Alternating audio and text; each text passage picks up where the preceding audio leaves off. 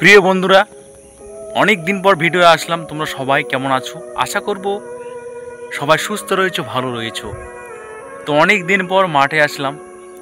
মাঠে আমার পিছনে দেখতে পাচ্ছ ওই পাশে বেগুন গাছ, আর এগুলো হচ্ছে কপির গাছ। তো লাগাইছিলাম আশা করে প্রিয় বন্ধুরা বেগুন গাছ, কিন্তু বেগুন গাছ আমার কপালে হলো না, ভাগ্যে হলো না, করতে পারিনি। তো বন্ধুরা, তোমাদেরকে চলো দেখাই আমি যে আমার নিজের হাতে যে তৈরি করেছিলাম বেগুন গাছগুলো, সেগুলো হয়নি। কেন হয়নি তাও জানি না। অনেক পরিশ্রম করেছি সেই বেগুন গাছগুলোর জন্য। চলো তোমাদেরকে দেখাই। এই যে বন্ধুরা দেখতে পাচ্ছ, এগুলো হচ্ছে বেগুন গাছ। অনেক দিন আগে এই বেগুন গাছ গেড়েছিলাম। ভাদ্র মাসে এই বেগুন গাছ গেড়েছিলাম। এখন এই মুহূর্তে বেগুন ধরার কথা, কিন্তু বেগুন গাছ দিন দিন বসে যাচ্ছে।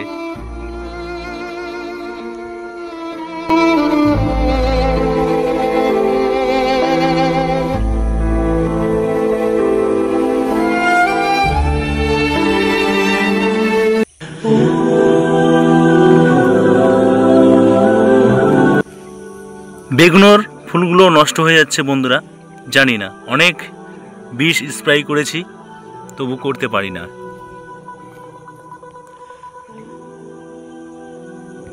প্রিয় বন্ধুরা, আর এগুলো হচ্ছে কপির গাছ। জানি না এগুলো হবে কি হবে না তা জানি না, কিন্তু অনেক দিন গাড়ছিলাম, তবু এখনও এই মুহূর্তে কিছুটা বড় হয়েছে, আর বাকি বৃষ্টির জন্য নষ্ট হয়ে গেছে।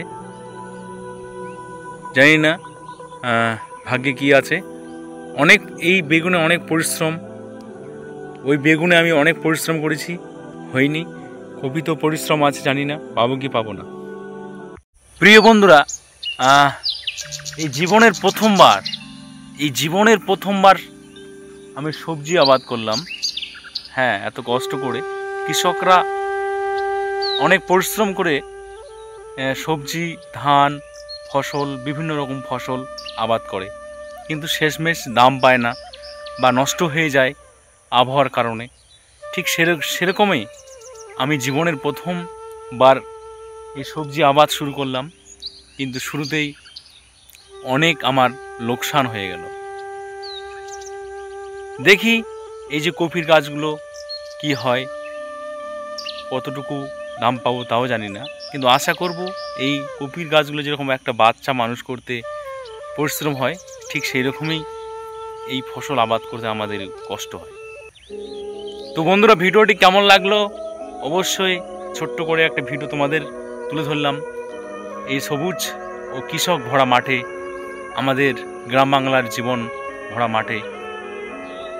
যদি ভিডিওটা ভালো লাগে প্রিয় বন্ধু এবং প্রিয় দর্শকরা, অবশ্যই চ্যানেলটাকে সাবস্ক্রাইব করো, চ্যানেলটার সঙ্গে জুড়ে থেকো।